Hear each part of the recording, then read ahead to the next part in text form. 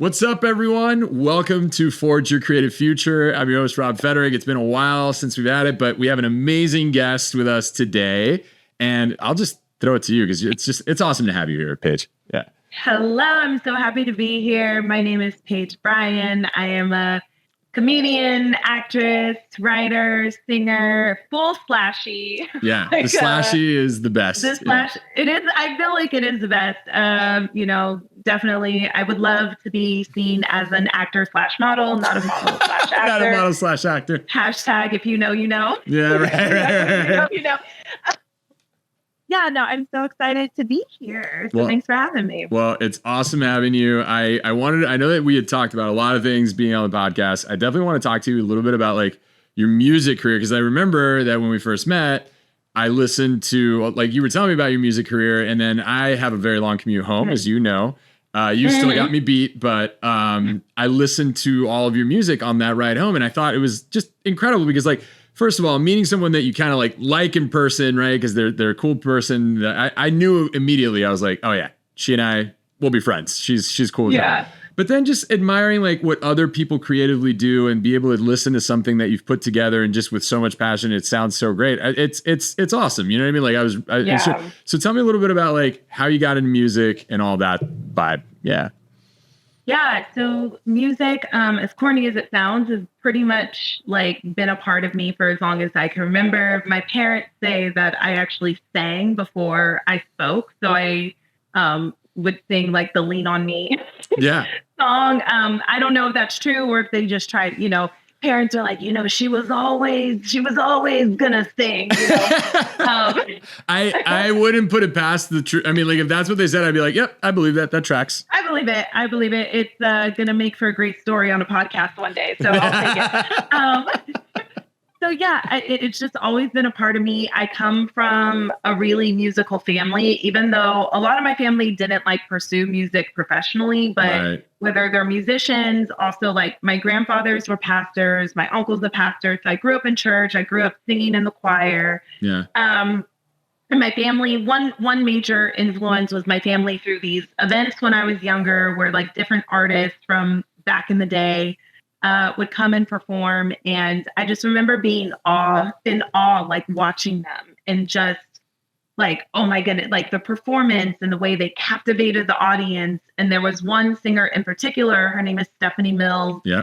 And she sings a song from the movie, but it was actually a musical first, The Wiz. She was in a musical called Home. And this woman is like 4'11", maybe 100 pounds. Right. With this like powerhouse. Oh yeah. Vocal. Yeah. She's got the pipes. She came out. She was just like insane. And she came out and she started singing that song. And it just like the way she just fully like embraced, it was like tens of thousands of people. That's and awesome. She just fully like brought everyone into her embrace and created this space where in that moment, it was like, we were all family. Like we're all holding each other and we're crying. And we're like, this is so beautiful. And I was maybe 8 or 9 years old. And I remember looking at my dad and I was like, I want to do that. Yeah. And like that's whatever she just did to make these people feel that, I want to do that. No, I really love that because like it is very true. Like I feel like a couple of things. You mentioned so many great things there that are incredible. Like first of all, like what better way to express yourself than just art in general, right? Like I've always said that as a filmmaker, like when I'm on set, I'm like a kid in the candy store. Like I'm super, super happy. It's like the most joy I feel. And it's because like we get the privilege of being able to do this and express. And like, I know that I was put on this world to like create in some way, shape or form, because if I stopped being creative, I think that I wouldn't be able to go on and with life because I would just implode. Right. And that, like you said, like to be able to show up and just be there for it. Like, I feel like that has to go beyond you, like you said, because a lot of people that I know that get into it because they either want to be famous or they want to be like the center of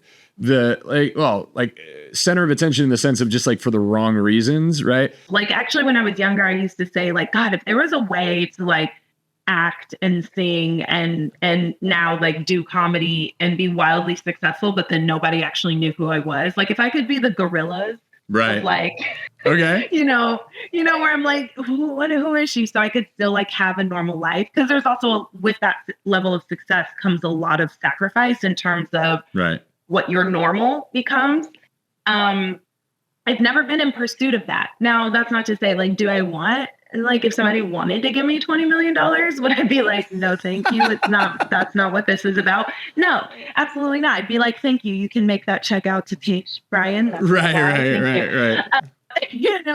So like, it's a good balance, but it's not my motivation. The fame, the celebrity, the quick money, having everyone know my name, like that's not my motivation. It's always been, it started with me being fascinated by how much the arts can connect people. Yeah. Like, I don't really know. I mean, whether it's music or movies, or you take all these people from different walks of life, different experiences, who would otherwise maybe not have anything in common. And you put them into a space, you put them in a movie theater, and all of a sudden there's at least one thing in common, which is like, we're all here to experience this. And we're like being touched by this all at the same time. Totally.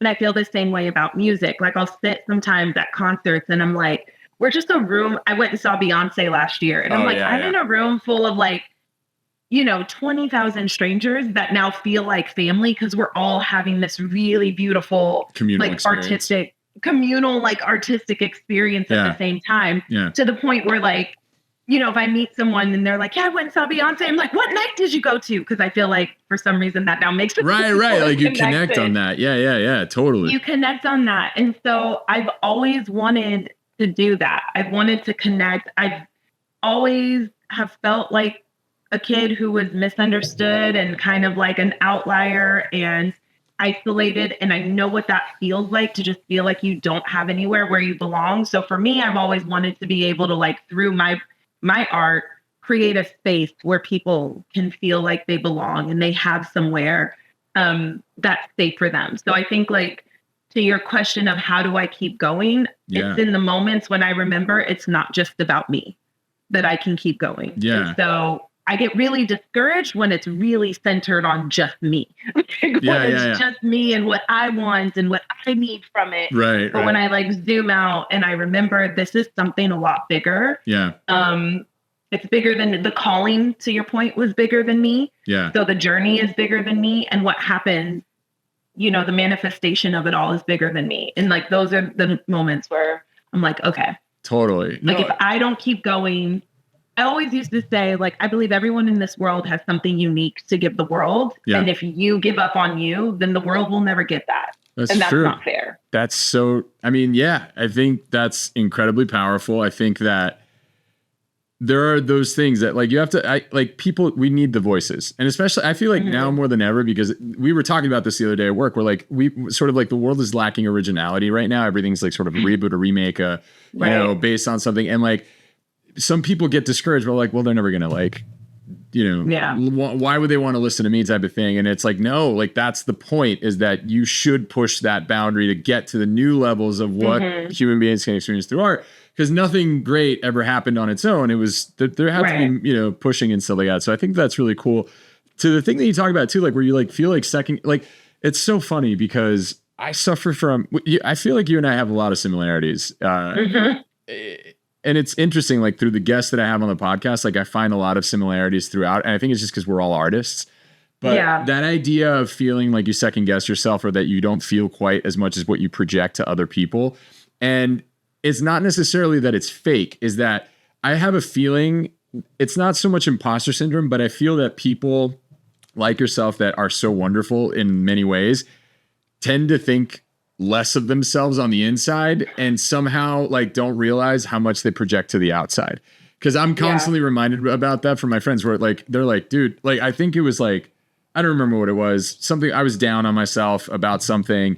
And then my grandfather had passed away, and my grandfather is one of the most positive people that I knew in life. Like, just always happy, always, the world could be falling apart. The room could be fucking burning, Paige. And he was just like, yeah, nice heat. You know what I mean? Like he's kind of, and I was something like, I didn't feel like that. And I had a couple of friends go like, well, Rob, I don't know if you know, but you are one of the most positive people that I've ever met. And like, I was like, it hit me like a ton of bricks because I was like, I don't feel like that sometimes. Yeah. And so that duality has got to reflect on something that the artist struggle is with from within. But at least to know the short time that I've known you, you're the real deal, Paige. like you're authentic. Thank you. And I think that's so. But do you find yourself also? Because I do it with my movies, right? Like sometimes I'm like, is this good enough? Like, are people going to enjoy this enough? And then I have to remind myself, like, you know what? You got to stop worrying about if people are going to do it because you love this. And at the end of the day, when I connect with that, it's sort of how I produce the best results anyway. Do you find that that's the same thing?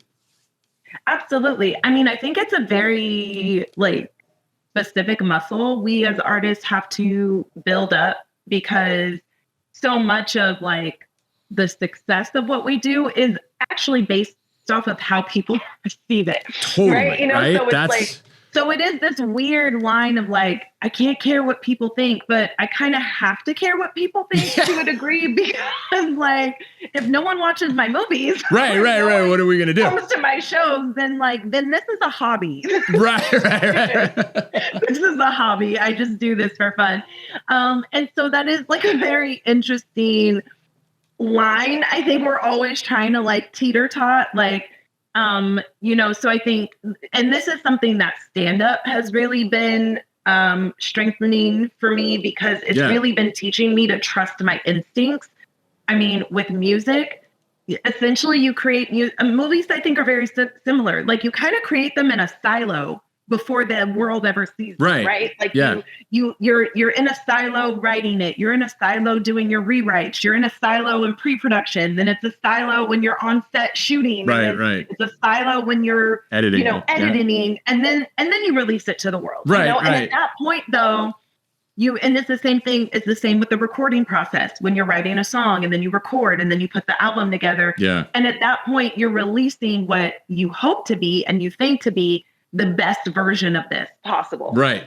And so, and that's terrifying. Releasing music was always the most vulnerable thing. I hated it. It would give me so much anxiety. I was because this is insane that I could spend 2 years on something and then people could be no, thank you. You're just oh no, it's just my heart and my soul and my blood and my sweat and my tears, but okay, sure. Oh God. But stand up, it's immediate. It's immediate. I can't go create a joke in a silo and then just sit with that joke. Bless you. Sorry, and thank you. No, you're good. And then just sit with that joke for a year until I get it right. I don't know if that joke is right until I do it in front of people. Right. And they will tell you immediately if it sucks or if you need to rework it. And so I've had to learn to kind of figure out, bless you. Thank you again. How to know when I need to make an adjustment. Okay, is the joke good? And I just need to adjust something. Yeah. Does the joke need to be completely thrown out? Or the hardest one I've struggled with is actually, no, this is good. I'm going to trust my instincts and know that this just isn't my people, because that's also you're not for everyone. Right. No, which is fine. Huge, right? I mean, stand-up is not something that I know a whole lot about. I have a friend of mine. He's actually going to be on the podcast. His name is Danny. He's been a friend of mine for a long time. He's been at the comedy game for a while. I've gone and support, when I told you about Flappers and all that stuff, that's where I've gone to see him and everything. But that world to me is look, filmmaking is a difficult thing, but stand-up just seems so highly intimidating because you got to really go out there. And to make people laugh, you got to have something in a way of connecting, and you have to be fearless in your delivery. I think that there's something so kind of crazy about that world and just being able to throw yourself out there, try that you have no idea how people are going to receive it. Right. Tell me a little bit more about sort of that world and how you go back. Cause I look at a stand-up comedian that I like and I'm like, oh fuck, that would be awesome to do that. I could do that. I'm funny. And then I realize it's never going to be that easy, bro. It's never going to be that easy. So it's, that's also why it took me so long to actually do it. For the longest time, I never thought I wanted to do stand-up. It was not on my radar, at all. But I knew I was funny. So I would always be oh, I think I will do, I would love to do sketches and comedic acting. I think I'd be really good at that. Right. But I think I I've always been an admirer and a respecter of comedy to the craft of it, to the point where that's why I was like, there are a lot of people in this world who think because they're the funny one in their friend group, that means they can go stand on a stage and like translate that to stand-up comedy. And that's not the case. There are plenty of people I know who are hilarious in a group setting and suck on stage, like, or will bomb every time on stage. And you're just like, oh God, it's painful to watch. God. Yeah. So I think though, like it is something there, how can I describe it? It is something where like, yeah, being able to make people laugh. Humor is such a personal, intimate thing, right? Because so much of what we find funny is based off of like what we've been exposed to, what our perspectives are, what our life experiences have been. Right. So being able to like make someone laugh who has it's one thing if I go up on stage and I talk about a situation and everyone in the room has context of that situation. Right. So they're like, oh yeah, that's funny. But to bring people into a world that is unknown to them and then make them like get them to buy in on it is really tough, but it's also like so freaking fun. Oh, there is like nothing more intoxicating than a room full of laughter when like something landed and you're just like, oh, that's it. It's gotta be so fulfilling in that that has got to be one of the, I remember Chappelle talking about that where he was like, it's the best feeling in the world. Nothing comes close to like just getting that feeling, not of admiration, but that you're connecting with people and having them enjoy their time and you're responsible for that. Like that is something powerful. I think that has got to be in there. But like at the same time, I feel like you also enjoy the challenge and like the adrenaline rush that comes with it. It seems like. Oh yeah. Oh no, I do. I've always enjoyed, like if I'm the underdog, I always enjoy proving people wrong. Oh, okay. So you don't think I'm going to be good. You don't think I'm going to be funny. Okay. And like kind of one of the things I do is it's interesting. I don't consume a lot of comedy. Like I don't just sit and watch specials all the time. I don't just like go to shows all the time. I think a lot of it too, to your point of like, there's not a lot of original thought out there anymore. I think me just wanting to make sure we can be influenced even if don't think we're being influenced. Right. And so I just want to be able to like be as confident that like, no, this is my thought. This is what I want to say.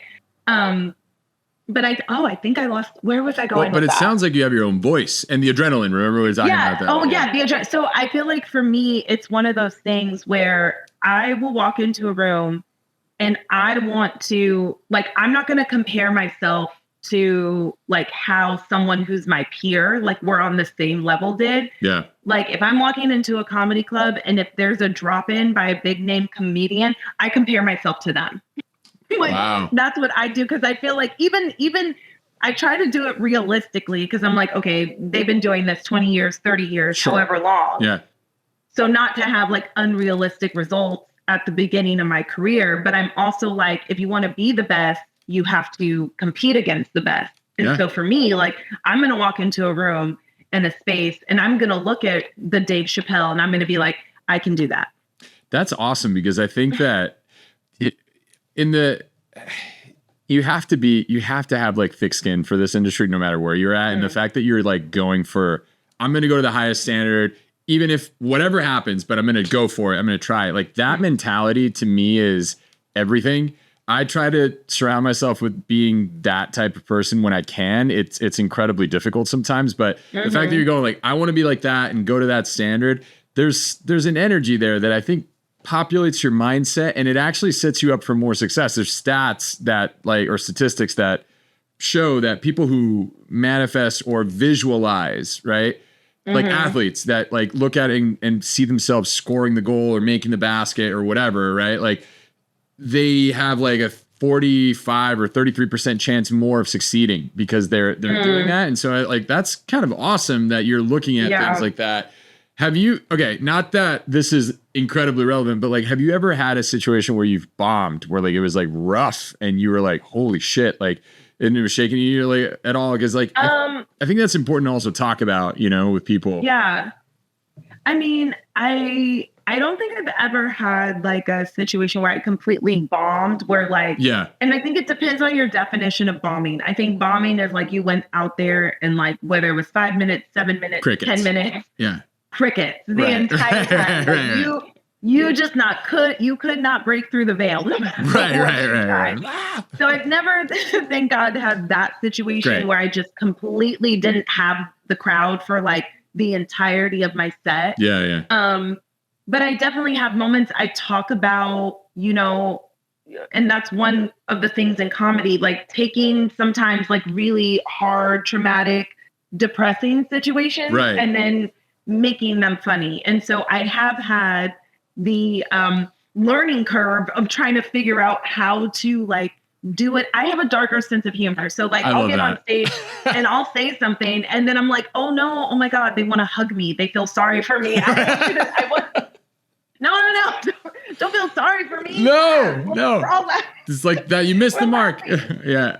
Exactly. And so I feel like I've definitely had moments that were learning curves and learning experiences of just like, okay, I need to figure out how to approach that in a way that isn't so polarizing or isn't so like, oh, what happened? Like, you know, like where they're so stuck and they're so shocked about the situation that they like can't get in on the joke with me. Yeah. So I definitely have had those moments and like that is so uncomfortable and so awkward because it's already bad enough. Like I'm trying to bring humor into a very vulnerable situation. And then it's just like people looking at me like, it's like, oh God. But you know what though? Like, that's the thing. I mean, look, I am a child of the 90s. I'm older, right? So like generationally, I kind of think a little bit differently. And I think that like comedy should never have any boundary, right? Because like what you can decide to make funny can be anything. And like, I personally love dark senses of humor. Like that's sort of where I go towards. It's like dark and raunchy is usually my type of thing. Right. But the reason is because like, it's funny because it's so like, you know, when something's dark, it's like, it's not funny because that's what's dark. It's funny that you're taking a situation and just making it absurd. Like that duality of that switch is what makes it appealing to me. And so I feel like lately, and I don't know, you know this better than I do in the comedy scene, like there's been almost like an attempt to try to stifle that. And comedians have been battling back on like, no, like we got to be able to sort of express this. I will always, and if it's something that's like super dark and it just like shocks you, like great. But at least like there's an expression to sort of try to push the boundary and try to see that. Cause if you look back to comedy back 40, 50 years ago, it's nothing like today's, right? I don't know. How do you feel about that? Like, so I think I have probably an unpopular opinion in terms of like censorship when it comes to like being in the realm of comedians and art. Like on one end, I'm very much like, I think art thrives when it is uncensored. Like when it is just like raw and gritty and that is what the artist, whatever the genre or the realm of art it may be, like that's just what they poured out. I think because at that point it's authentic too, right? I think art is the best when it's the most authentic, and you cannot be authentic if you're being like censored. If that makes sense. No, it totally does. Yeah, absolutely. With that being said, I do think within that though, you have a lot of people who have over the years, like kind of, I think, I feel like if at any point what you're saying and what you're doing is damaging to a group of people or, you know, causing harm in any way, shape, or form, I feel like that to me is not censorship. That like now at that point, like you're just doing it to be an asshole. Like, you know, and I don't think like being an asshole is not a form of art. I agree with you. Like, I don't, you know, it's funny. Sometimes I'll, you know, scroll through TikTok and stuff like that. And why did I do this motion? Like this motion, not this motion. You're like, this is what I was like, wait a minute. Like on the camera, that did not look right. So strolling through TikTok and I'll find a comedian that like loves, like they put the clips where they pick on the audience. Right. And so and my thing is like, look, I get it. It's part of some of the experience, but like, I personally, like, if I'm paying to go see a comedy show, I don't really necessarily want the comedian to be picking on me or anything like that. Like, if there's something funny or whatever that might go into the routine or whatever, yeah. But like, I think that it's like that is kind of being a dick, where it's like you're singling out the people who are paying to see you and doing that, and then showing I'm great because I think quick on my feet. I also think, you know, yeah, like in today's day and age, we definitely have to be more sensitive with what we say and sort of how we express that. But I also think it's like, there's got to be an understanding too, from part of an audience, at least for me, where I'm like, we also got to check that a little bit at the door too, where we're like, hey, like, it's okay if this kind of pushes boundaries here and there. Like, it's not meant to be harmful. Like, I think it's meant to be comedic. There are definitely people that are meant to be, like, are meaning it to be harmful. Right. But I think that some people are twisting other comedians' things where they say something and then it's like, yeah, but you're missing the fun part of it, where like we can also kind of take a situation that's dire and kind of try to laugh, because life is too fucking serious to take it that way. Yeah. You know? And I think it's a balance. I think it's a balance on both people's ends. I think of the performer and of the audience. Yeah. Right? Yeah. Like I think, and I think the key there is exactly what you said. It's, as a performer, I think you have to ask yourself, are you pushing a boundary, or is it shock value? Right. Like, because those are not the same thing. Correct. So like, I feel like, for instance, right now, you know, it's very, very taboo to speak, you know, about like the trans community or, you know, mental health and all these different things. And for me, it's like, I don't think you should do or say anything that is going to be harmful to that community. Right. Now, if you have a perspective, then do the work to maybe push a boundary and be thought-provoking. Yeah. You know, be smart about it. Yeah. If you like, and when I say if you have a perspective, I don't mean a perspective that necessarily like completely devalues and invalidates like no, yeah, of a person. You know what I mean? But I'm saying like I think shock value comedy is very lazy. So it's like, to your point, you're going to come to shows and you're going to pick on people where like crowd work is a thing. All right. So, but like, there's a way to do it where like, you can be smart and be quick on your feet. Right. Speaking of like be situational, you don't have to then like target a person. And now if it's a heavier set woman, now you're just like calling her fat the whole time. And like, and people will laugh because everyone has a little bit of asshole sometimes in them. But I also think, for me, I'm super sensitive. So I try to not do anything that I would hate being done to me. Yeah. So for me, I'm like, I don't know you don't know what people, one thing we also are learning more than ever before, we don't know what people are going through, you know? So it's like, I don't want to, I can still be funny without poking at something that already might be a thing this person struggles with. And now I've essentially humiliated them like for my own gain in front of this room full of people. And even if they're good sports, like what battles did I send them home with? Right. You know, and that's for me. I want people to leave my shows like, you know, eventually as they become bigger and I do them more, like I want them to leave feeling good and feeling encouraged. And like, yeah, I mean, does this mean like if there's an asshole in the audience, am I not going to rip him a new one? Absolutely, I will. Yeah. But like, I just don't feel like I ever should have to punch down to make myself look better. Like if my set is like going to shit and then I have to start punching down to make that happen, I agree. I personally don't agree. I think that you hit it on the head too. And it's like the punching down. I just think that like it takes way more skill to create fun and engage. Like crowd work is a thing, but like, couldn't you make the crowd work positive and then make it like that's harder? If you're just ripping on people and punching down, somebody's gonna laugh and stuff like that. But like you're right. Like I think that nowadays too, especially like we don't know what people are going through. That's something like I've been more aware of. So it's like you got to kind of take a step back and judge. I also not judge, sorry, but I also think it's cool that like because we have more awareness than ever now, and like you know like things like mental health, for example. If there's an ongoing stereotypical funny situation that you can exploit comedically in a fun way that like maybe takes a little bit of the serious edge off of something, right? Like if I was going through like major anxiety, which I was at one point, which snuck up on me, it was really weird. I think I've talked about it a couple times in the podcast, but like if someone sort of took that situation and flipped it on its head and made it kind of funny, it would kind of make me feel a little bit more, I wouldn't feel necessarily like, oh, you're taking what I'm experiencing and belittling it. No, I feel like you're taking what I'm experiencing and making it easier for me in that way. But that's just my personal opinion, right? For me, I agree. So like, even for me, I battle, I call it the trifecta. I battle with depression, anxiety, and I have ADHD. So I'm high just five. like, I do too. We're doing it. So for me, like I talk about it on stage. Cause even for me, it's like cathartic and healing, cause it is a very serious thing. I take my mental health very seriously. But like, I also I need a break from how serious it is sometimes. So I will talk about it on stage, but I want to talk about it in a way that like isn't polarizing, isn't going to be isolating. And then also too, maybe can bring some awareness, but I'll make fun of it. And my dark humor will be like,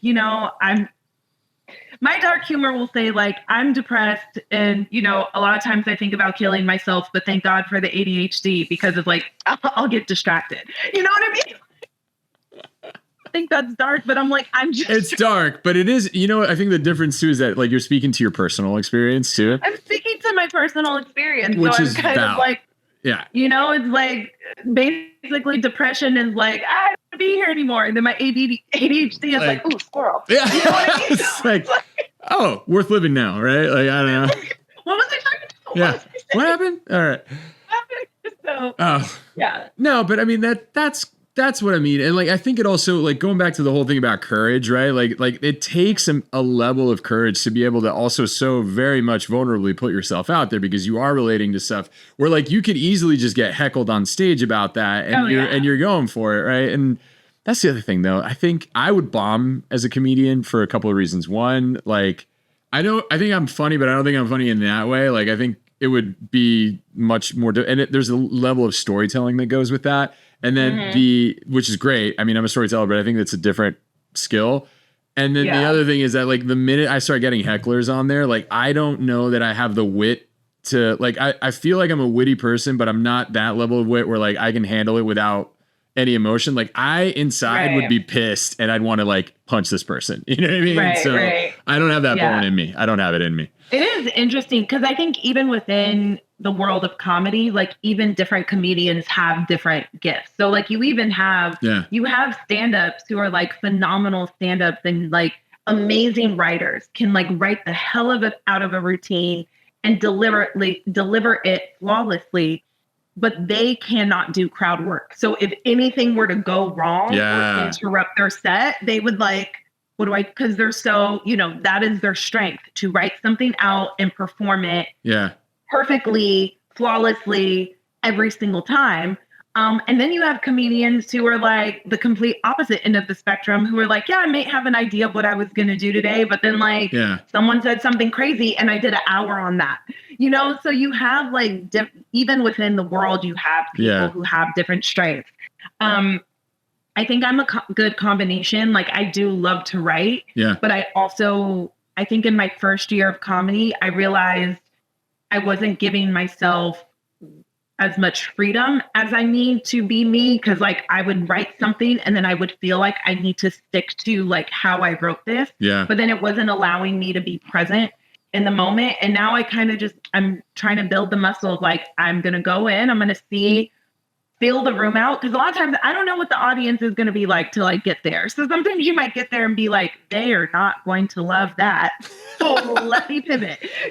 But like look at like a guy, like, look, people may love him or hate him. I infinitely respect him. Ricky Gervais to me is a guy that like completely has no fear in saying like what it may not be received the right way, but like what I do think about him is that one, he's incredibly smart. And so like his jokes are very packed with like great knowledge in terms of like sort of an understanding of a situation and like really sort of putting it in a weird perspective that messes with, and also like, what I loved about Ricky Gervais is that he went into a room of celebrities where he was hosting and he held nothing back because at the end of the day, like he's like, these people can take it. They have very privileged. I mean, a lot of them are going through things and whatever. Like we're all human beings, but like at the end of the day, he's kind of like, there is no excuse for you guys not to be able to take this because you guys have like sort of advantages in the sense of like so many other things. I think it's so interesting though, because I also feel like as artists, we all know that like we're also sensitive. Totally. Like, No, but that's why he does it, I think. That's why he does it. Like I just recently watched the Tom Brady roast. Oh, I didn't watch it. Was it good? Was it fun? It's funny. It's just so brutal. Oh, and roasts are brutal. Like, there is not a world where I would ever sign myself up for that. For but that's a roast? just because I know I would sign up to roast someone. But like, and even then, I think I would still like some of the jokes that they had. Like they really went for it, and it was funny. But I was just like, oh, like it made me just go, oh my God. Yeah. And I'm like, I know me. I'm way too sensitive. I am one of those people who, like, on the outside, I may come off like a lot tougher than what I am, but I am probably 9 times out of 10 going to get in my car and cry the whole way home after something happens. Yeah. You know, so I'm like, I could never. So like I have thick skin in certain ways, but then I don't like, but I'm also really like crazy sensitive. Like, I mean, I feel like I would enjoy a roast because I know that it's in the spirit of good fun, even if it's brutal sort of thing. Like I'd probably be pissed or cringe at certain things, but like at the end of the day, I know it's out. Like the idea of a roast is like, let's just make fun of the horrible things in a way and just roast this person type of thing. Yeah, but I don't know how I'm going to take it. We're like, oh yeah, they were like, I was just like, oh my God, like you know, it was stuff about Giselle. It was stuff about like, I was like, oh my God. Yeah. I couldn't do it. But I think you have to have it. I couldn't do it. Oh no, of course not. I don't know that I would or not, but I think that there's something incredibly freeing about that too, where it's like you're literally taking everything and putting it, but you're spinning it in a way that eventually would be funny to everyone, and it sort of makes it less damaging. The thing with like and Ricky's kind of like that. His comedy is about roasting people, but like for example, like I also, and I want to get your take on this because obviously, like, we're in a new era of awareness, and we don't have to stay on comedy 100%. I want to know also about your acting and stuff, but we're in an era now where, like, there's so much awareness and all that stuff, but, like, we're aware of also how people are receiving jokes, and, like, a lot of people are just very easily offended nowadays. That's just my personal opinion. For example, the Taylor Swift joke that came up during the Golden Globes, I remember, where there was, like, oh, like, the ratings or whatever, like because of Taylor Swift, like, or people were tuning in to football hoping to see Taylor. I forget what it was, right? Right. Yeah. But it was so, like, I felt like that was not a joke with any ill intent. It was a joke that felt very like true to what was happening. Like everybody would go to watch these games, and she would always be like, it would be cutting away to her like 50 freaking times. Yeah. But you could see in Taylor's face, she was so utterly upset. And I'm like, what about this is like so offensive to you that, like, I don't know, like I just feel like people need to sort of lighten up and be a little bit like better sports in a way. I think so too. I mean, for me, my bigger issue in that moment was like, it just wasn't that great of a joke. It was just like, whatever, she's here. Yeah. You know, but, so it wasn't really like that funny, but then later when it wasn't that funny to me, but then later when people were like, dissecting and giving their TikTok dissertations of like how inappropriate it was, and like Taylor was so upset, and I literally was like, okay, but what is she mad at? So she's mad that he referenced that you like, the truth? Honestly, you are like, at some point you have to have some awareness of like the space that you take up in the world. So at the end of the day, I feel like, at this point, you are one of the biggest celebrities in the world. Yeah. You really cannot go anywhere and not be recognized. You started dating a football player. You were never seen at a football game before. No one had ever seen you at a football game.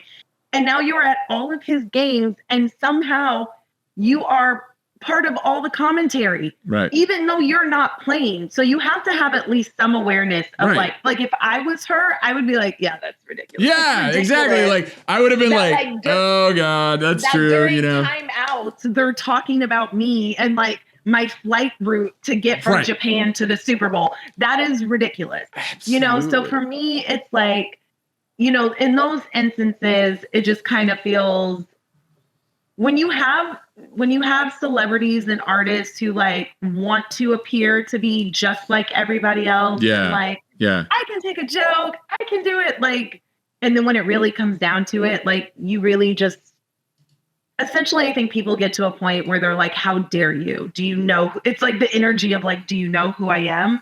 And I kind of love when people are like, fuck who you are. No, Sorry, I don't know. But I get like, it. You know, it's just like, you're ruining football for everyone right now. Just own it. Just own it. Own it. And also, like, what is the damage there? Like, what? What is the damage there? Like, what did it really ruin something for you? Exactly. Like, is it ruining your ego? No, it's like saying, hey, you know what? The sky is blue, ladies and gentlemen, right. And we're all going to suddenly, how dare you speak on the blue? Yeah. Get out of here. You know, like he could have gone way worse about like. So for me, it was like, I don't know why you're offended, because at the end of the day, I thought it was a corny joke. Totally. It was corny. Totally. It was corny, but like offensive. Yeah. Let's calm down. Calm down. And I'm not even like I'm not a Swiftie. I'm not that. No, but I was like, let's everyone. But I also feel too like we're like her fan base is.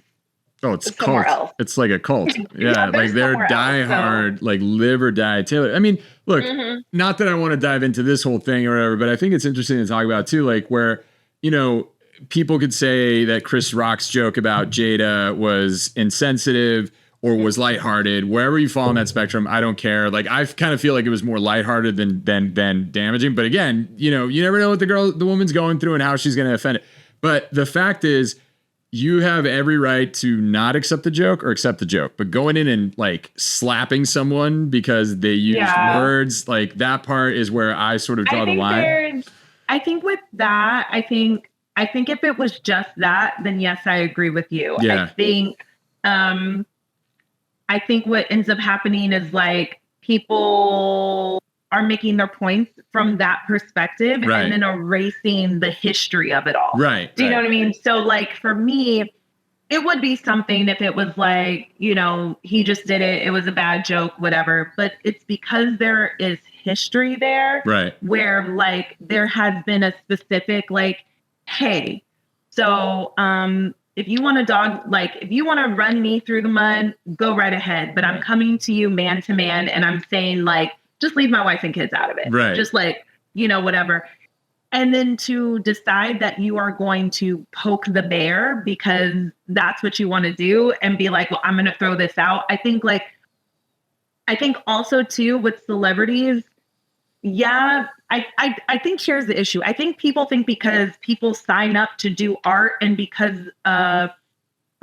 consequence of this art can be celebrity. Sure. That it then means that you should just have to take everything that happens to you. No. Oh, well, you're an actor, so anyone should be able to say and do whatever they want to you because you should just take it because of this. But I also feel like that was a moment in like, oh yeah, did you guys forget? Like these are human beings too. And the same way someone can push you to a point of everyone has a point where they'll break. Everyone has a breaking point. And I think when there's like a history there of like, hey, you're doing this. And I'm telling you, if you keep doing this, like I'm going to lose my shit. Yeah. So please stop doing this. Right. And for that person to be like, poke again. Like you just saw someone's breaking point. I think it's unfortunate.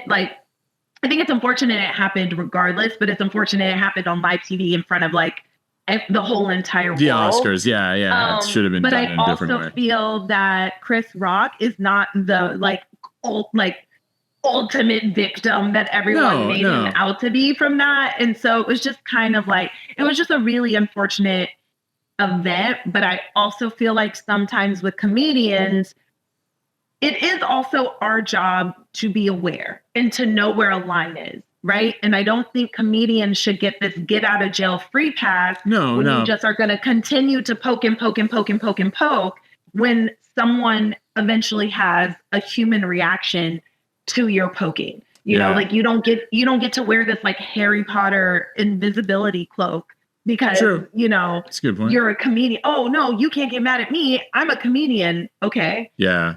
I also find it too, like people, like you mentioned something there where it's like, yeah, well, you're famous, you're an actor. Like I honestly, I feel like, yes, it definitely does come with the territory because it's just unfortunate. But I also don't agree that people should feel entitled to be able to say whatever they want about you because you happen to be famous. I think that there should be a level of respect and candor. Mm-hmm. But at the same time, it's like, if you do become a public figure in that way, like you have to, like, I think there's going to have to be a sort of level, and we're all human and we can't just be superhuman and be like, well, that's right. it. But there has to be a level of understanding. It's like, well, this is going to come with the territory and have to, understand how to manage it. I think it was like, there was back in the day, I used to work at Lionsgate and somebody was telling me like how Edward Norton was once seen like an asshole because he was at a restaurant, he was eating with his family. And, the guy's just having dinner and like a person came and was like, hey, do you mind if I take a picture? And he basically turns like, yeah, but not right now. I'm having dinner with my family. Right. And that person got offended about it. And it was like, well, look, he didn't reject you. He didn't tell you to fuck off. He wasn't rude to you. He was just saying, hey, like, I will do it later. Let me just enjoy dinner with my family and do that. Right. Anybody could argue, well, he's an actor. He's a public figure. He should be. It's like, well, no, you don't get the entitlement of because they're famous, you get to have access to them whenever you want. And I think that's something that we feel because we watch them in a very interpersonal way. But then there's the side of it where it's like, yeah, I mean, like Edward Norton's saying, he's acknowledging people are going to come up and want to ask me for pictures. I will do it just after I'm done with this personal part over here. And then I will acknowledge the request. And I think that that's the healthy way of looking at things like that. Yeah, I think. Yeah. Regardless of what you do, like, I don't care how famous you are, like you are still entitled as a person to have your boundaries. Completely. Like, I don't think it just because it just so happens that part of your job is being a public figure that you're not allowed to have boundaries. And I think you are 1000% allowed to say, okay, I'm already realized that I'm going to give this much up. Yeah. So I'm going to keep this much for me. Yeah. Which if you really think about it, the man asking to just continue a meal with his family uninterrupted is not him asking for a lot. No, it's that's what I'm saying. Asking for a lot. Exactly. He's not asking for a lot. And to me, I would even say, I thought it was nice of him to say, I'll do it when I'm done. Because he could have just said no. Hey, I appreciate that so much. I appreciate you're a fan, but I am having dinner with my family and I don't do pictures when I'm with my family. He still would have been 1000% entitled. Oh, and to the right. That. Yeah, 100%. Yeah. And so for me, it's like, I feel like people are like, well, you decided to be famous and this is what comes with it. No, what comes with it are like the red carpet and the this and this and this and having to like, unfortunately fight off paparazzi and like, have my baby secretly. Oh God, I can't even handle like fuck off paparazzi, man. Those are the things. Those are the things that come with it. But what I did not sign up for was me losing the right to have dinner with my family. Correct. I still get to do that. Correct. I still get to do that. And yeah, I think the audience, the consumer, like that is an error on their part where for some reason you think because you're a fan of someone, you are entitled to them. Right. Right. But it's weird because you don't feel vice versa. Right. Because like if that, like you feel you're entitled to go on the internet and be a keyboard gangsta and like say whatever you want to a celebrity. Right. But when that celebrity claps back, then you're like, oh my God, I can't believe you said that to me. It's true. It's true though. Like, that's the thing. It's where I'm like, I just hope that everybody would take themselves just a little less serious, respect everybody's boundaries, but also remember that guys, we're all in this together. Like, this is the point of life, like where it's a shared experience. Like we all need each other in so many ways. I want to do a sharp ass pivot to something else. Like I want to know about your acting because we will have a ton of time, but like, Paige, you are such a personality and like you have like this, like I said, like there's this very like strong presence about you that I very much admire.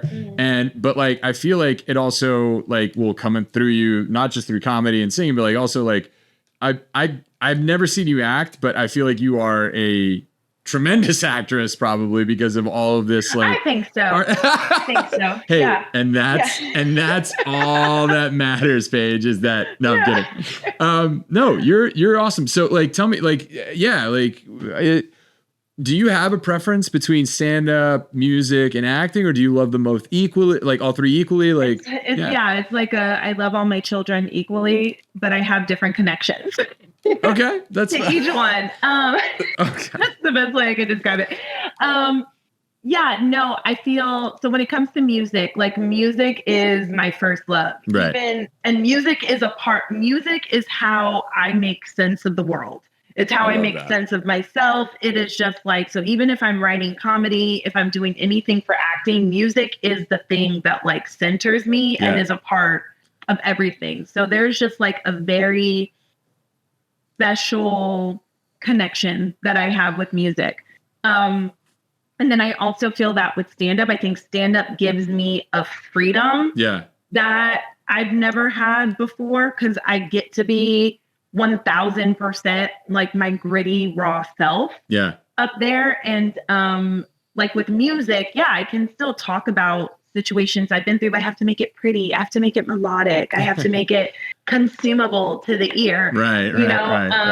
That's interesting. But I think comedy has like liberated me in a way where like I feel the most confident I've ever felt in my life, like in terms of like what I say, what I'm talking about, what my voice is, because it feels uncensored. I think if I can say that. Yeah, it makes sense. Acting to me satisfies like the crazy kid who was always like making up characters and talking in different accents and like, love that. For 20 seconds, my parents thought might be slightly schizophrenic, but turns out she's fine. Oh, no, she's okay. She's all right. She's just always talking to herself.